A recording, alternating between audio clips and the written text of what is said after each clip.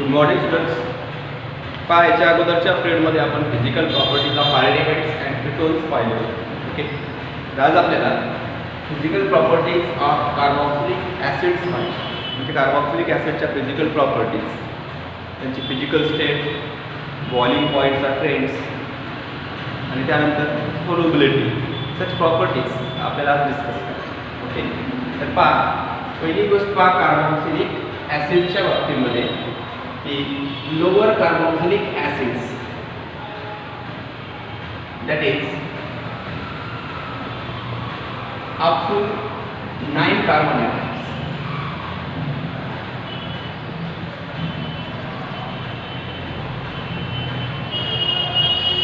ज्या carboxylic acids मध्ये कार्बनची संख्या 9 किंवा 9 पेक्षा कमी, that is the lower aliphatic carboxylic acids which contain up to 9 carbon atoms are colorless liquids. हे colorless liquids आहेत.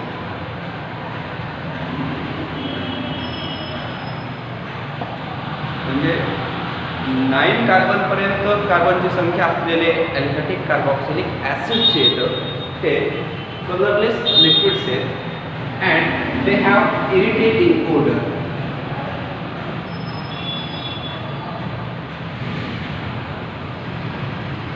त्यांचा जो स्मेल येतो तो इरिटेटिंग स्मेल येतो.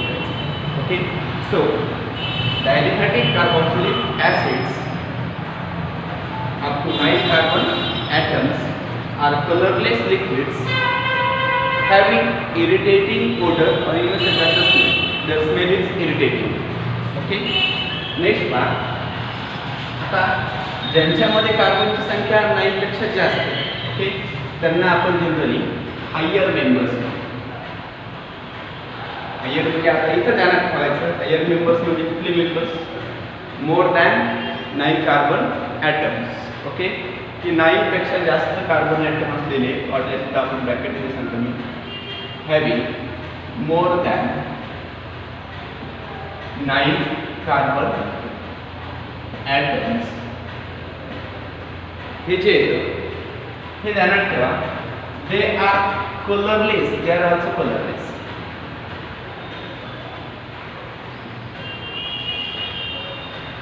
दुसरी गोष्ट ध्यानात ठेवा, they are odourless. They are colourless, odourless, wax like solids. हे वॅक्स लाईक सॉलिड म्हणजे कम्प्लिटली असे क्रिस्टल सॉलिड्स नाही आहेत, तर they are wax like solids. तर या फिजिकल स्टेट्स ध्यानात ठेवा. The aliphatic carboxylic acids having up to 9 carbon atoms are colorless liquids and they have irritating odor. Okay, so the higher members of carboxylic acids having more than 9 carbon atoms are colorless, odorless, wax-like solids. Interestingly, they are solids but not completely crystalline structure, but they are wax-like solids. Okay, rubber सारखे, wax सारखे solids. Okay, so it is the physical states of carboxylic acids. हे carboxylic ॲसिडचे काय physical states. Okay, next part. आता आपल्याला यांच्या boiling पॉईंटची study करायची. Okay,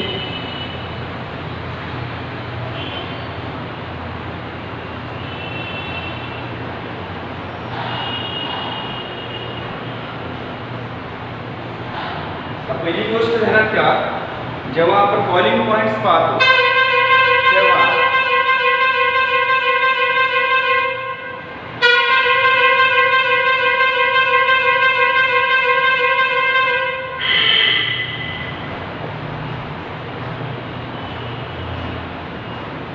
carboxylic ॲसिडचे आपल्याला बॉइलिंग पॉईंटचे ट्रेंड्स पाहिजे. म्हणजे कोणाचा बॉइलिंग पॉईंट किती आहे यापेक्षा आपल्याला ट्रेंड्स इम्पॉर्टंट असतो. आपण ट्रेंड्स पाहतो.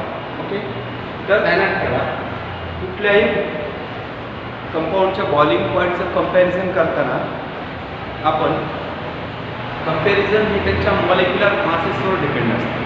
म्हणजे आपल्याकडे सिम्पल रूल आहे की ज्या मॉलिक्युलचा मॉलिक्युलर मास कमी असतं त्यांचा बॉइलिंग पॉईंट कमी असतो, ज्यांचं मॉलिक्युलर मास जास्त असेल त्यांचा बॉइलिंग पॉईंट हे जास्त. Okay, so it is general trend. हा बॉइलिंग पॉईंटचा जनरल ट्रेंड आपल्याला माहिती. मग आपण डिफरंट मॉलिक्युलचं बॉइलिंग पॉईंट कम्पेअर करताना आपण त्यांच्या मॉलिक्युलर माससोबत कंपेअर करू. ओके, तर आता ध्यानात ठेवा, carboxylic acids have higher boiling points. Carboxylic ॲसिडचा जो बॉइलिंग पॉईंट आहे तो खूप हाय आहे. ओके, हायर बॉइलिंग पॉईंट्स ही गोष्ट ध्यानात ठेवा. Carboxylic acids have higher boiling points. Higher कोणापेक्षा आहे तर ध्यानात ठेवा, पहिली गोष्ट अल्केन, अल्किन, अल्काइड्स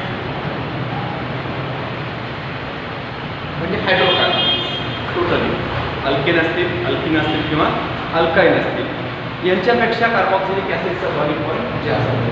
दुसरी गोष्ट अल्कोहोल्सही पाहिले जातात, तर त्या अल्कोहोल्सपेक्षाही कार्बोक्सिलिक ॲसिडचा बॉइलिंग पॉईंट जास्त आहे.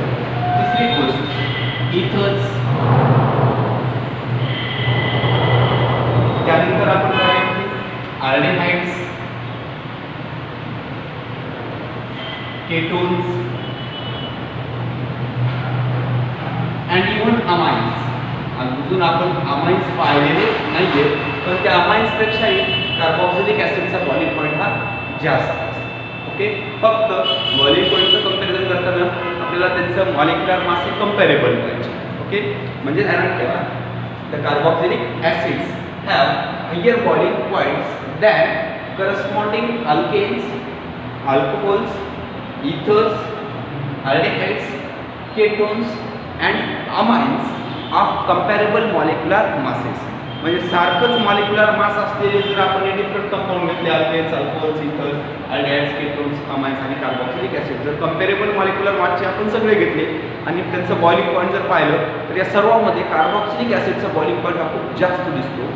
त्यात जास्त असण्याचं रिझन काय तर ध्यानात ठेवा की कार्बोक्सिलिक ॲसिड्स आहे they have higher boiling points than the alkanes, alcohols, ethers, aldehydes, ketones and amines. या सगळ्यापेक्षा त्याचं बॉइलिंग पॉईंट जास्त आहे. तो का जास्त काय त्याचं रिझन ध्यानात ठेवा, because in a liquid state they exist as a dimers. Carboxylic acid liquid स्टेटमध्ये डायमर म्हणून एक्झिस्ट होतं. ओके, म्हणजे डायमर म्हणजे दोन मॉलिक्युल त्यांचे एकमेकाला अटॅच होतात आणि त्यांचं डायमर तयार होतं. दोन मॉलिक्युल एकमेकाला अटॅच झाल्यामुळे त्याचं मॉलिक्युलर मास हे ॲटोमॅटिकली काय होतं, इन्क्रीज होतं. आणि दुसरी गोष्ट, दोन मॉलिक्युल एकमेकाला हायड्रोजन बॉन्डिंगनं अटॅच झाल्यामुळं त्या ठिकाणी त्यांचा सरफेस एरिया इन्क्रीज होतो आणि मॉलिक्युलचा सरफेस एरिया इन्क्रीज झाला म्हणून व्हॅन्डरवाल फोर्सेस इन्क्रीज होतात. आणि व्हॅन्डरवाल फोर्सेसमधला जो इन्क्रीज झालेला आहे त्यामुळे त्यांचा बॉइलिंग पॉईंट हा बाकीच्यापेक्षा जास्त आहे. Okay, so the main reason behind the higher boiling points of carboxylic acids is that in liquid state they form dimers, and because of that their surface area increases, and as the surface area increases the van der Waals forces also increases, which results in the increase in their boiling points. Okay, म्हणजे carboxylic ॲसिडच्या higher boiling points मागं main reason काय, ते dimer म्हणून exist होतात.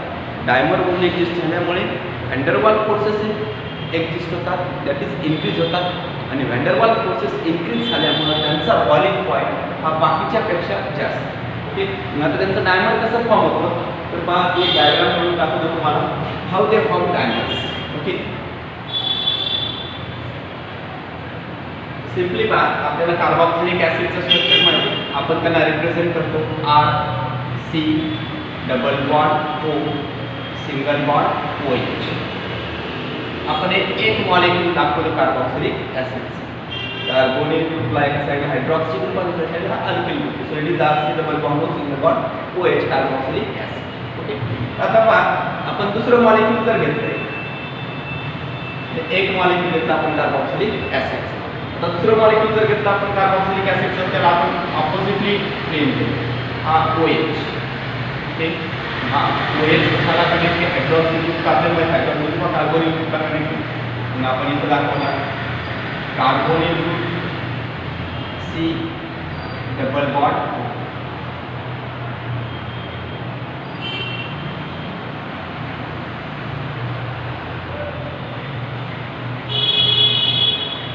याला alkyl group दाखवला, म्हणजे RC, double bond O, single bond OH.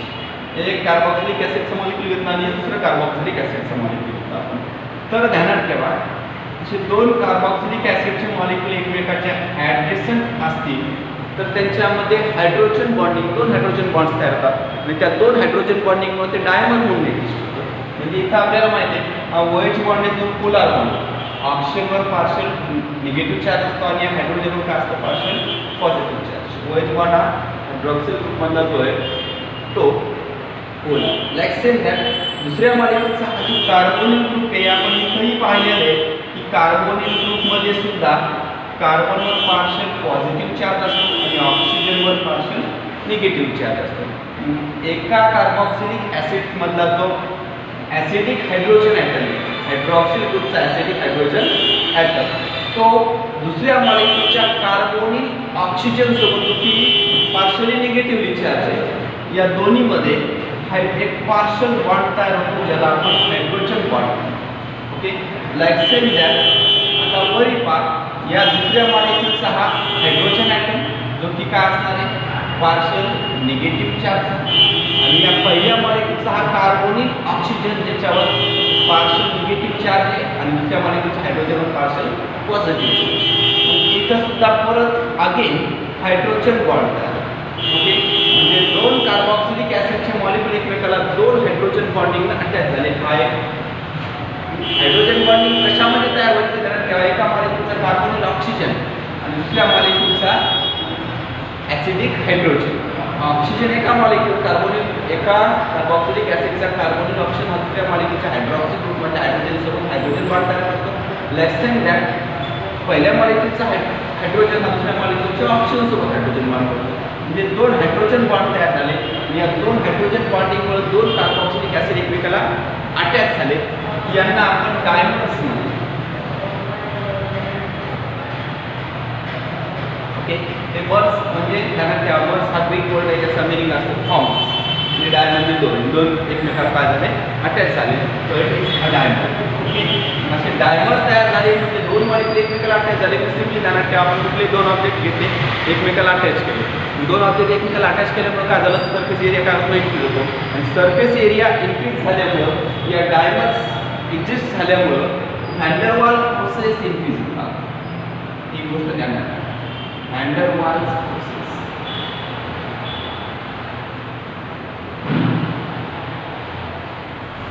दोन मॉलिक्यूल डायमंड म्हणून एक्झिस्ट झाले आणि because of that there is increase in surface area, and as the surface area increases there is increase in van der Waals forces of attraction. दोन मॉलिक्यूलमधले van der Waals forces of attraction जे ते increase झाले आणि increase in van der Waals forces of attraction results in the increase in boiling points. Okay, म्हणजे आपण आतापर्यंत 2 गोष्टी पाहिल्या कार्बोक्सिलिक ॲसिडच्या. पहिली गोष्ट त्यांच्या फिजिकल स्टेट्स, दुसरी गोष्ट बॉइलिंग पॉईंट्स. कार्बोक्सिलिक ॲसिडचे बॉइलिंग पॉईंट्स बाकीच्या ऑर्गॅनिक कंपाऊंड्सपेक्षा जास्त आहेत. मग कुठल्यापेक्षा जास्त आहेत तर ध्यानात ठेवायचं alkanes, alkene, alkynes that is hydrocarbons. दुसरी गोष्ट अल्कोहोल्स, अल्डिहाइड्स, कीटोन्स, इथर्स आणि इव्हन अमाइन्स. या बाकीच्या ऑर्गॅनिक कंपाऊंडपेक्षा आतापर्यंत पाहिलेल्या कार्बोक्सिलिक ॲसिडचे बॉइलिंग पॉईंट हे जास्त आहेत. ओके, आता आपल्याला त्यांची सोल्युबिलिटी पाहिजे. So we are going to discuss about the solubility of carboxylic acid.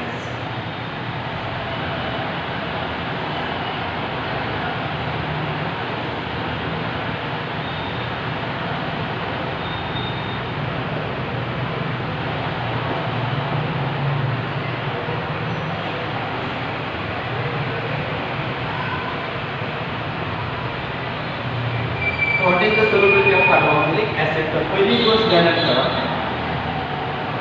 की ज्या कार्बोक्सिलिक ॲसिड्समध्ये कार्बनची संख्या अप टू 4 आहे, म्हणजे ज्यांना आपण लोअर कार्बोक्सिलिक ॲसिड्स म्हणतो.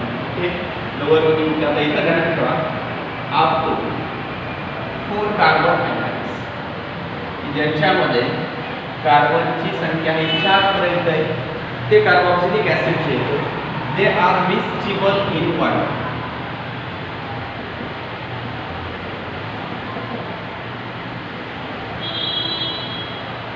And the carboxylic acids having up to 4 carbon atoms are highly soluble in water. Water मध्ये काय आहे highly soluble आहे, कमी दिवसात they are highly mixable in water. पाण्यामध्ये ते इझिली काय होतात dissolve soluble. ओके, आता soluble होण्याचं कारण काय तर ध्यानात ठेवा आपण जस्ट पाहिलं होतं carboxylic acids R C double bond O single bond. हा OH ग्रुप जो आहे हा पोलार आहे. ओके, पोलार असल्यामुळे ऑक्सिजन पार्शियल निगेटिव्ह चार्ज आहे, हायड्रोजन पार्शियल पॉझिटिव्ह चार्ज. हा पार्शियली पॉझिटिव्ह हायड्रोजन जो आहे हा वॉटरमधल्या ऑक्सिजन सोबत आपण हे वॉटर मॉलिक्यूल HOEH.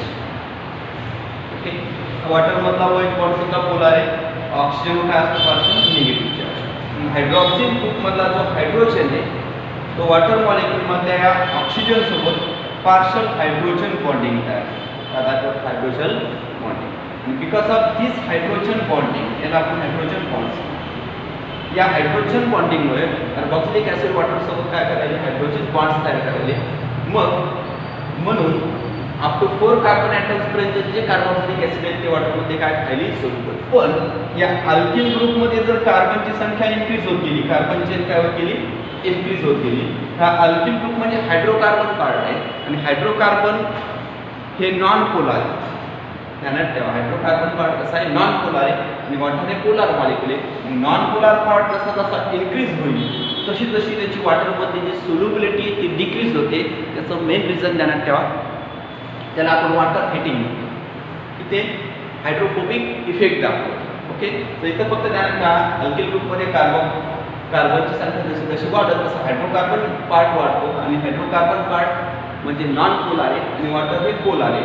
सो सोल्युबिलिटीचा जो आपला बेसिक रूल आहे तो लाईक आहे की पोलार हे पोलारमध्ये सॉल्व्हेंटमध्ये काय होतात, डिझॉल्व्ह होतात आणि नॉन पोलार हे नॉन पोलारमध्ये काय होतात, डिझॉल्व्ह होतात. म्हणजे हायर कार्बोक्सिलिक ॲसिड्स आहेत ते ऑर्गॅनिक सॉल्व्हेंटमध्ये मात्र हायली सोल्युबल आहेत, की वॉटरमध्ये त्यांची सोल्युबिलिटी खूप लो आहे किंवा इन्सोल्युबल आहे. ॲक्च्युली काय, इन्सोल्युबल.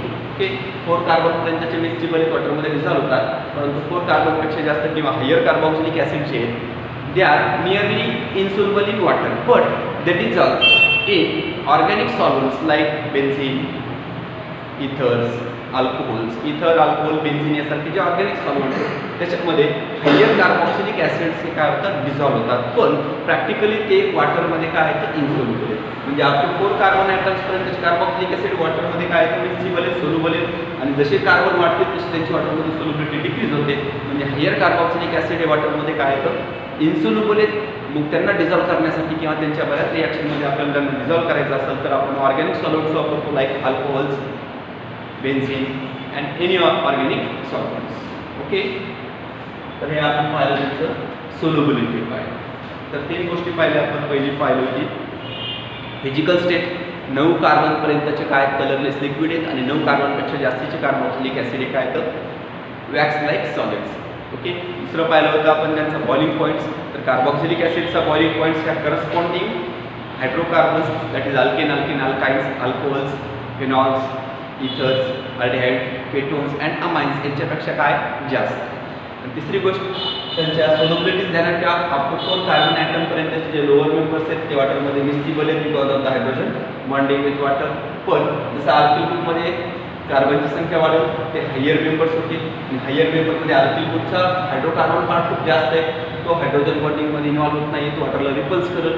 म्हणून हायर कार्बोक्सिलिक ॲसिड्स हे काय insoluble in water and they dissolve in organic solvents like alcohols, benzene and एथिल्स.